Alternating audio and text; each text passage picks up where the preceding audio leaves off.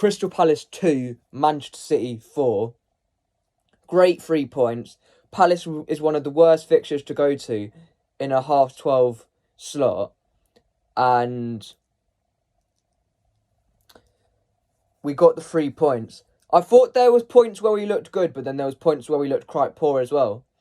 Especially in the first half. I thought the first half we didn't really have a lot of control of the game. And I thought towards the end of the second half, we lost control as well. And I was nervous towards the end when they made it 4-2. But I was happy that we got over the line.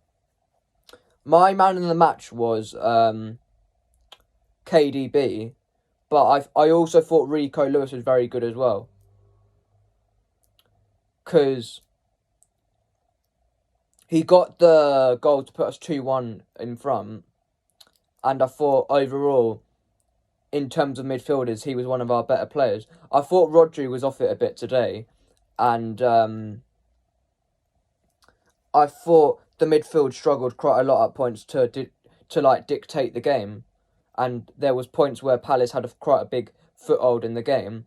And there was points where, because of the midfield not supporting the defence well enough, they had quite a few good chances. I think that Mateta caused us quite a lot of problems throughout the game. He scored their opening goal, and he hit the crossbar not that long after it as well, in the same half. Was it a penalty on Gvardiol? No, not on Gvardiol, but when Gvardiol pushed the Palace player, was it a penalty? Personally, I think yes, because it did look like a penalty from what I saw, but I think City should have also had a penalty for when De Bruyne crossed it and it got onto the Palace player's arm, and the penalty wasn't given for that. I thought Grealish was very good today. I thought Oscar Bob struggled to get into the game. And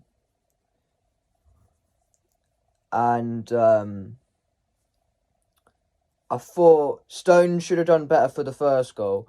And for the second goal, it's not really one player at fault. It was the whole defence's fault, that one. I think both goals were quite sloppily given away and both were avoidable, really. Because the first one, it was Stones dribbling the ball out from the back and he gave the ball away. And then the second one was just poor marking overall by the defenders. And we've got Madrid on... Is it Tuesday or Wednesday? I think it's Tuesday. Yeah, Tuesday. In Madrid. I think we're going to get a draw, but if we play bad in midfield, we're going to lose. Because they've got a really good midfield. Like the likes of Valverde, Kroos, Modric, Tchouaméni, Camavinga. And if we play bad in midfield, then they will dictate the game. And I think as long as we're in the tie going into the second leg at the Etihad, I back us to go through.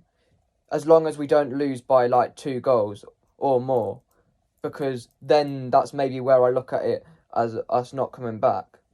Because we've got an excellent record in the Champions League at the Etihad. So even if we do lose in Madrid, like 1-0 or 2-1 or something, maybe 3-2, then I think we've still got a good chance to go through. Because I reckon we'll win by 2 goals at the Etihad. Because they've not got a very good record at the Etihad. They've still not beat us there yet. I reckon it'll be a draw, probably. Or maybe a narrow win, because they're going to have to come out. Because they're not going to fancy themselves going to the Etihad after what happened last time, where we absolutely pulled their pants down when it was 4-0. Probably the best performance I've ever seen from City, so I'd like to see a performance like that. And Arsenal will fancy their chances against Bayern, because Bayern haven't done well in the Bundesliga this season. They're quite far behind Leverkusen. And if I'm right in saying Leverkusen only need 1 more win to clinch the title in their next Bundesliga fixture. And the Bayern, the game's on the same night as the City game, so I won't be able to watch that. I'll check the score, obviously, but I won't watch it, because City always comes first. Even if we were playing someone like Stoke and there was a big game going on in Europe, I'd still watch the City game. Because I remember when I watched that when it was Barcelona against PSG, the 6-1. I think Bayern will really struggle at the Emirates, but I reckon Arsenal will really struggle in Munich as well.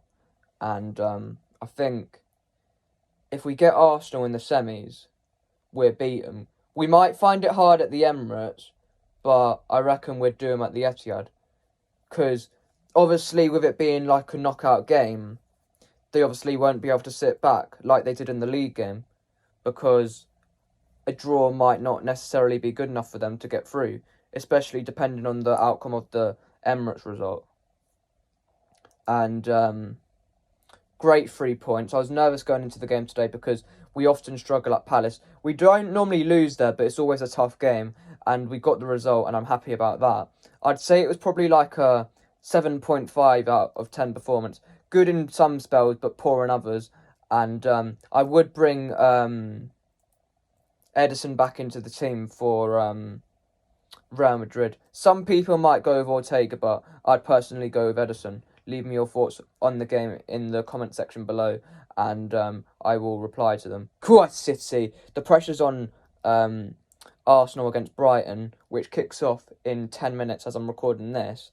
And Liverpool are under pressure going to Old Trafford. I know United have been terrible this season, but they do some of the time get like a few surprising results. So it's not impossible for them to get a win or a draw. But I think it is like more likely that Brighton can get something against Arsenal than United get something against Liverpool. But the good thing about 12:30 kickoffs is that you can sit back and relax and see what everyone else does, especially if you get the 3 points in the 12:30 kickoff. See you guys soon. City.